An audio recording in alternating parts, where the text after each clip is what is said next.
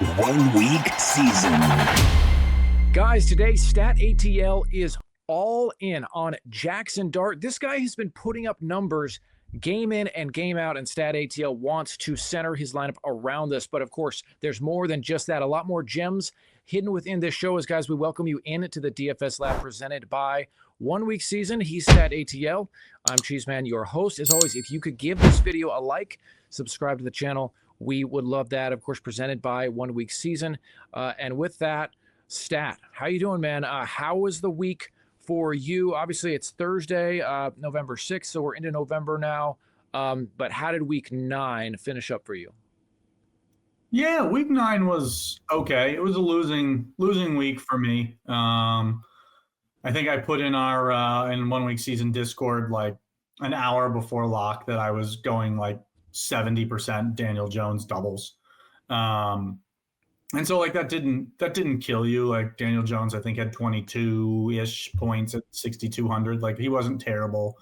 Alec Pierce, Michael Pittman, like were two of my. I kind of stacked the two of them with Warren, like different combinations of those three and most of those builds. And both Pittman and Alec Pierce gave you like 20 points. So like it was fine. It didn't really separate. I probably like right at the field. Like I generally play like a pretty tight player pool. And I think I had like 6 tight ends this past week, but like Brock Bowers was my lowest owned at like 12 or 15%. Right. So like how much Brock Bowers did you have? Yeah, not enough to crush. So like, I mean, like I didn't get killed, but I think I lost like 40% of my buy-ins this week. Wasn't a great week. Yeah, for me, I mean, my quarterbacks I played, I think Daniel Jones was the highest as well. I mean, that's still a pretty surprising result, like how much the Colts just kind of failed after the way they've been playing and the Pittsburgh defense. But I guess that just, I mean, he put up 22 points and they had 6 turnovers. Like they turned the ball over 6 times, and he had 5 turnovers, like 3 interceptions and 2 fumbles. And he still did fine. Like he still gave you 22, but like just imagine if he doesn't turn the ball over 5 times. Yeah, I wasn't watching it that close, so I didn't even realize that he had the 6 turnovers. But it was basically every drive, Cheese. It was basically every drive. Hopefully you weren't watching it live because you probably were you were probably ready to throw your beer against the wall. Or your bourbon. I guess that you'd probably been drinking bourbon. But I have quite a bit of Daniel Jones, some Flacco, some Goff. I think I had some Goff. One other quarterback. I didn't play a whole lot. I just ran out of time. It's been a really busy last week or so with I do a lot of broadcasting work, and so there's a lot of overlap with fall sports ending and winter sports beginning, and so just kind of ran out of time to really put in a lot of lineups. So I just threw a bunch into kind of a smaller tournament. I had enough Brock Bowers to get me basically a break-even week, a little bit, maybe like minus, 10%, maybe 15%, but just didn't have enough like Flacco, Caleb Williams. I think I just was a little cautious, or just didn't want to go too all in because I just was a little concerned about Flacco's shoulder. Probably should have just leaned into it, but yeah, had some Brock Bowers, but yeah, man, just the obviously, with a large percentage of the exposure, once again, to the Colts, that kind of killed me as well. So kind of in the same boat as you. One of the things that I think is worth mentioning on these shows, because, we try to use these as teaching shows. If you are not playing, 100, 150 plus lineups every week, like I really feel like you have to embrace and be willing to truly lose. And, if you're playing 20, 30 lineups a week, like you can't have a huge player pool. Like you really need to say, like, if I like Joe Flacco, I'm going to play him as one of my 2 quarterbacks. And if I'm playing 20 or 30 lineups, I'm going to have, maybe I'll go half Joe Flacco and half whoever, Daniel Jones. And if those aren't the guys, like I'm just going to lose that week. The money's up top. You got to give yourself real chances, real shots on goals for when you are right. Because it's hard to get the right combo together.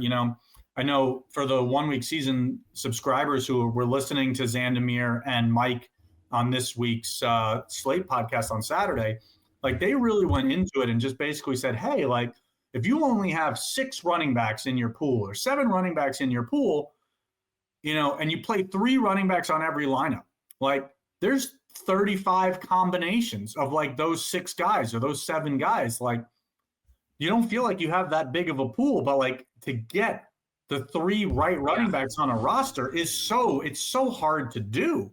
So, just really trying to limit your pool, especially if you're not playing 150 lineups. Obviously, if you're playing 150, 300 lineups, you can certainly be a lot wider with your pool. But if you're like most people and you're playing, 25, 30 lineups or less, like you really have to take stands and say, like, these are the 4 or 5 guys that I'm willing to play at running back, the 4 or 5 guys I'm willing to play at tight end, and really just kind of mix and match them. Because, there'll be weeks where you really nail your pool and you really just want to give yourself the most chances to try to get the right combo. Yeah, I couldn't agree more. And even when I was talking yesterday on the Inner Circle podcast for the showdown with Sandomir, he kind of echoed the same thing. Basically said, if you're just like kind of spreading yourself out, trying to get that little bit of wider exposure, obviously some weeks you can have wider exposure, but you're almost doing it to say, I want to make sure I get a piece of this. I want to make sure to get a piece of that. You will have less total wipeouts where you have like minus 100% ROI potentially on the week, but it'll just be more of a slow bleed of your bankroll versus what you're saying, where you will have weeks where it's like a 0% return. Every lineup loses, but the weeks where you do hit, you'll have, 80% of your rosters that are in the money and that many shots at like a first place finish. So it really does take kind of that almost humility to say, yeah, I was completely wrong this week. I didn't win a single lineup. But I know that like when I do hit, hopefully the payout's going to be good. I mean, it's a struggle though. It's hard, dude. It's hard to just, I have a hard time narrowing my quarterback pool under 4 normally, just because I feel like there's always at least 4 spots where I'm like, man, I really like this spot, but probably should even try to get it down even further. But it's a point well taken. Yeah, I mean, it's not easy to do. Even even the contributors, we struggle with it. We struggle with it too. So, yeah. With that, let's kind of jump in and kind of have our overview here, kind of spots that we like. And really, again, this show is kind of built around, in many ways, your first look, StatATL, which goes up on X. It should have been up already since this is Thursday. Came out yesterday. It's Wednesday, right? That it comes out on X for the 1 week season Twitter page. Yeah, it's up in the Discord now. I usually try to get it out by like noon on Tuesday, which we are recording Tuesday afternoon. So it's been up for a few hours. It will go out on Twitter/X like Wednesday morning. But yeah, I mean, it's definitely, sometimes I do like a first look video, but I've just been busy with work that it just hasn't happened in the last couple of weeks. But definitely check it out on Discord if you're a 1 week season subscriber. If not, it is posted on the 1 week season X. I always want to call it Twitter account. That's probably fine. Call it X, call it Twitter. Potato to me. I mean, and guys, it's a great read. I mean, it's really become a part of my process. StatATL basically goes through every game and looks through, like, if it's in a given matchup, what kind of scores, what kind of production has that defense given up throughout the season, takes injury context into consideration. Just a great overview to get your week started and say, here's already some spots I can start narrowing down as potentially core plays as we move forward in the week. So check that out. Again, it's in the Inner Circle chat came out on Tuesday and then have been out on Twitter on Wednesday. So with that, let me kind of give you one spot at least that I like so far. Haven't had a ton of time to dive in yet, but I mean, obviously this is a slate where you have a lot of games that have high totals. I mean, actually there's 6 that are 48 or higher. Buffalo, Miami is at the top. Rams, Niners, Lions, Commanders, the Ravens and Vikings, Patriots and Buccaneers, and the Giants and the Bears. So obviously we teased Jaxson Dart at the top. I'm not going to go there. I mean, one spot that I definitely like is with Lamar Jackson obviously returning, and then with this Minnesota offense, they're playing on the road in Minnesota, so it's in a dome. And so just kind of off first glance, I mean, I certainly feel like Lamar Jackson, if he's fully healthy, obviously already has one game back on that Thursday night game. Maybe with another game under his belt, they'll be able to let him run a little bit more and maybe get some more of that rushing upside. I feel like that's a great spot. And then this Baltimore defense, they've had problems all season. And so, Minnesota, that offense is still kind of questionable as far as like how well can JJ McCarthy do. He has had times of looking awful so far this season in just 3 games. And so, but still, I feel like there's explosive upside to be had in that game. It's a game that I could easily see being playing into the 70s if the offenses can get going. So that's definitely a game that is on my short list at this point in the season. How about you? Yeah, I mean, that's one that stood out to me. Like this week, the main slate's only 10 games with a couple. I think there's 4 teams on bye. Like I know the Chiefs, Cowboys, I think the Bengals, and I think the Titans are on bye too this week. And when I was kind of doing my first like look at the slate, like there's only 10 games, and 3 of them like I kind of have basically no interest in. Like the Browns Jets games, like there's not a whole lot of fantasy goodness there. Saints Panthers, not a ton there to like. Jaguars Texans, like both pretty decent defenses. Offense haven't really done much. Like, so to me, like it's basically kind of like a 7-game slate. I'm not saying I won't play anybody. Like I like Rico Dowdle on the Panthers. But like in general, like those 3 games, like I don't think have a ton of like fantasy goodness. I don't know. There were some spots that like really stood out to me. Like I for their price, like I really liked Goff and a couple of the pass catchers for the Lions. I think Mac Jones is in a really interesting spot, or Purdy, whoever starts for San Francisco against the Rams. Like I think that's like probably a 50-point total. I think we got news that Jacoby Brissett is going to start for Arizona. I think that's super intriguing. Like he's like 4,600. Like he's really cheap. And then obviously I really like Dart. I really do like Lamar. I think Drake May is quite interesting as well. And then obviously like can't go wrong with Josh Allen, who's like the quarterback pricing has come down. Like they're in play too. Like they're not super expensive. Lamar and Josh Allen are only like 7,000, 6,800. Like they're not like they used to be 7,500, 8,000 as quarterback pricing. So I think this is a really intriguing, interesting week because I feel like there's legitimately 6-7 strong ways you could go as like a starting point off the top of your, off the top with like stacking builds here.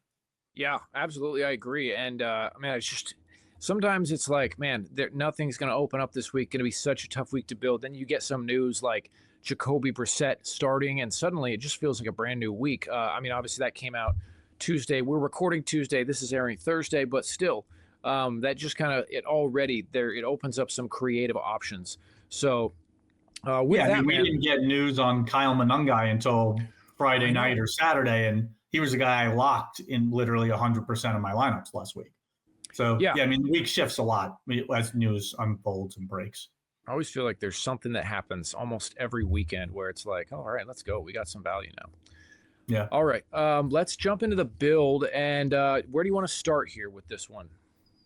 Yeah. So I think like a really interesting game, and I don't actually know the implied Vegas total. It's probably like 48, 49 between the Giants and the Bears. To me, like this is a super interesting spot because like if you look back at games, like the Giants have scored, I think it's like 58 or more points, or like have the game that the Giants have been in has scored 58 or more points. Like I think in like literally half the games that they've played. Like the last 4 weeks, I think since Jaxson Dart took over, the totals are 58 against San Francisco, like a 34-24 loss.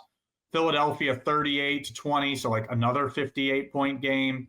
Denver 33-32, like so 65 points there. Philadelphia, they scored like 51 total. Like the games have been playing over the total. You look back at like whatever that was, week 1, week 2, they went for game total of 77 against Dallas. Like, and Chicago, kind of the same thing. Like Chicago, the game was 47-42. It was 89 points last week. Like, I feel like this is a sneaky possibility where these teams could very easily go in the 50s or 60s, in terms of their game totals. And, I think that Jaxson Dart is super interesting. Like, he's got such a solid floor.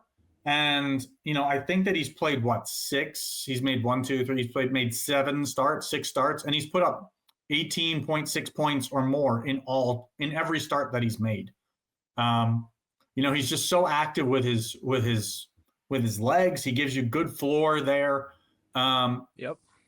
And even though they don't have a ton of like exciting passing weapons, it just makes it so that he's bringing along a pass catcher every week because they're all so cheap. So it's easy to kind of stack the Giants because it's going to be Darius Slayton, it's going to be Wan'Dale Robinson, it's going to be Theo Johnson, and you could play two of them in almost every lineup because you stack like Darius Slayton and Theo Johnson. It's not even $8,000 for the two of them. Yeah, that's really cheap. Saying that I want to get a 5x score out of them, it's like you're really only looking for 35, 40-ish points, out of two skill position players, which is where the ball's going all the time because they don't have anybody else with Neighbors going down. So. Oh yeah, dude, I absolutely love it. Yeah, I mean, I couldn't agree more. I think that this is a great game to target. So, assuming that let's throw in Jaxson Dart. Did you want to throw in either of those guys you mentioned for a stacking partner? Yeah, I mean, let's go Darius Slayton here, and then I think honestly, let's start here. And so, I don't mind kind of doing a skinny stack like this when you've got a guy like Jaxson Dart or Allen or Josh Allen, like guys who can get there. Drake May, all great examples of guys who can get there with their legs, that frequently have rushing touchdowns. Like Jaxson, I should know, but like Jaxson Dart's got 4 or 5 rushing touchdowns this season in his 6 games. Yep, he's got 1, 2, 3, 4, 5. Yep, 5 rushes. So basically 1 a game. Is that sustainable? Hard to say, but without Cam Scatabo there, it's like he may become the goal line back too. So yeah, I do like this, and I don't feel like you have to double stack when you've got a rushing quarterback like this. Yep, absolutely. Couldn't agree more on that. So Slayton, all right. So I'm assuming you do want a Chicago bring back on this one. I say not only do I want a Chicago bring back, but let's go with 2. Like let's play at this game, and we may even add a 5th player to this game. Let's see how it shakes out. But I want to go Kyle Monangai, coming off that that huge performance without DeAndre Swift. Chicago coaching staff basically came out and said, we gave Monangai the chance to shine. He took the bull by the horns, and he's going to see more work, even if Swift is healthy. So I feel like I want to lean into Monangai here. And then I want to lean into another pass catcher, and I think we could go Odunze, we could go DJ Moore, but I think I want to go Colston Loveland here at 4,100. It helps kind of fill the tight end position and really gives us a bet around this game. And I,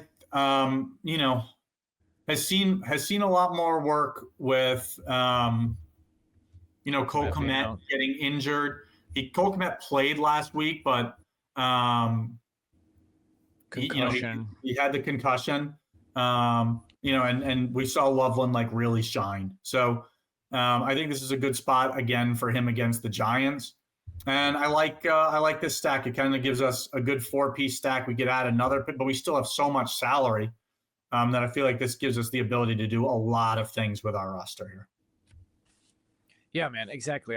The salary, the way you use salary in this lineup, I'm excited to see how you do it because there's definitely some high upside pieces that would be, nice to get up to this week. Yeah, and so I think from here, let's go ahead and throw in kind of our mid-range defense. And so to me, when I do my first look, as I say frequently, like I try to identify one or two expensive guys, one or two like mid-range defenses, and then like one or two cheap defenses. For me this week, kind of the mid-range guys, like around 3K, are the Texans and the Browns. Yep. So even though they're on the road, like let's throw in the Browns. Like they've been pretty stout against the run. Like I think they basically held every opposing running back to like 15 or fewer DK points. I think maybe Jahmyr Gibbs went for 17, but every other running back that they faced, and they faced some heavy hitters of running backs, they've kept under 15 points. So, and that's really what the Jets want to do, is run. And if they're not able to run, like that's where you see them get into situations where they're throwing multiple interceptions, they're turning the ball over, which because they can't throw the ball. Yeah, they really can't. They can't throw the ball. So yeah, to me, I think that's a good spot, and it gives us like a ton of salary to work with here still. So yeah, man. So what are the studs you want to fit in here? So we got another running back, 2 receivers, a flex. I know we talked about some other game environments. So yeah, where do you want to start? You want to do this other running back slot? Yeah, I mean, I think there's a couple of really interesting running backs this week. You know, I think Devon A. Chan is really interesting. I think Derrick Henry is really interesting. I think on the other side of that game, James Cook, along with A. Chan, is super interesting. Like their roles are strong roles, good matchups. But I think I want to go Rico Dowdle, actually. Like the Saints traded Rashid Shaheed today. Like it kind of feels like they're kind of giving up on the season a little bit. And so I don't mind Carolina here. We've seen Dowdle get more of the lion's share of the work the last couple of weeks. And now I've got 7,000 a slot. Like I can basically do whatever I want with this build. So I think from here, like to me, there's more certainty at wide receiver than there is at running back this week. And I feel like I'm willing to pay up for that. I don't want to call it certainty, but for that ceiling. Like, and so like, let's go all the way to the top of the board. Like, let's go Puka Nacua here. I like that in a matchup against San Francisco this week. Put him in the flex. All right, you can put him wherever. We can mess around with it from there. But yeah, I mean, wide receiver is where I'd prefer him. Especially in a game where I think the Rams, this is a big game for the division. I actually should know the standings. I don't think San Fran's too far behind, but San Francisco, they can score points. The Rams know that. I think they will know is they cannot take their foot off the gas in this spot. Yeah, no doubt. And I think Puka Nacua gives you like such a great balance between floor and ceiling. Like he's played 6 games that he started at and finished, like didn't leave with an injury. And I think he's put up 22 or 23 or more points in all of those games. And we've seen him have ceiling for 40 points. So basically you're kind of saying, hey, I'm locking into a mid-20 score with upside for 30s up to 40 points. Like I like that. And then I'm willing to pay up again here at wide receiver. I think there's some interesting options kind of at the top of the board. I do, even if I went down a little bit, like I do like Nico Collins. Like I think this is a strong spot for Nico Collins. Again, you haven't seen a breakout game from him this year, but he's got back-to-back games of double-digit targets since their bye week. And he's historically just absolutely smashed the Jaguars. So I feel like that's a spot I like. But I think on this build, let's go Amon-Ra St. Brown. Like I really highlighted, I like that spot for Goff. I think this Washington spot is really strong. Yeah, we saw what Darnold just did to him. You saw what Darnold just did to him. Like they've given up some smash spots to quarterbacks, but like they've also given up smash spots to pass catchers. Like, and it's been wide receivers and tight ends alike. Like I think at tight end, it's been like Kelsey and Tucker Kraft and Jake Ferguson all going for like more than 20 points against this Washington defense. And then a wide receiver, like the list is even longer. It's, JSN and Trey Tucker, Drake London, CeeDee Lamb, Rashee Rice, like Torrey Horton just, last weekend. So like I like leaning into Amon-Ra St. Brown here. Like I feel like very clear paths to 25, 30 plus points against this defense. And still leaves us with 4K. And I think from here, like I can lean into some correlation here with Zach Ertz. We could certainly do that. I could also double up and go Theo Johnson here and play 2 tight ends from that same game. I don't know how much Wan'Dale Robinson is, but we if I went to him, like I could probably go, it's going to be too cheap a D. I don't have the flexibility for that. But yeah, I mean, I could go Theo Johnson here and then come up on D a little bit if I wanted to kind of go up a little bit higher. But I think here, let's go Zach Ertz and let's keep the correlation with Amon-Ra St. Brown, even though I don't know that you need the correlation. But Washington's going to be without Terry McLaurin, likely without Luke McCaffrey. Noah Brown's still on IR, and teams can't run on Detroit. So I think this is going to be a spot where you see Deebo Samuel and Zach Ertz get featured a little bit more. And I like the upside that Ertz gives you at 4K. If you get 15 to 20 plus points out of him, he's certainly somebody who has 2 touchdown upside for sure. Oh, for sure. And just the last man standing in this. I mean, Washington has dealt with a lot of injuries so far, and Zach Ertz is just the guy that seems to continually be on the field for them. So like that spot. And with that, that finishes out the build. So for those of you listening on the podcast, what we finished with, Jaxson Dart plus Darius Slayton stack with a bringback of 2 Bears pieces, Monangai and Colston Loveland, along with you added in Rico Dowdle, then a couple studs at wide receiver going up to Puka Nacua, Amon-Ra St. Brown, and then Zach Ertz and the Browns D. Stat, as always, great stuff, man. I love this build. I think it's got those high end pieces, but the game stack with the Giants and Bears is, I mean, that could easily get you a lot of points as well. Any final thoughts before we send this one off? Nope. Hoping to see OWF avatars atop of leaderboards again this week, and hopefully that includes you and me. That's right, man. Hopefully this is our week. Let's get it. All right, guys, week 10.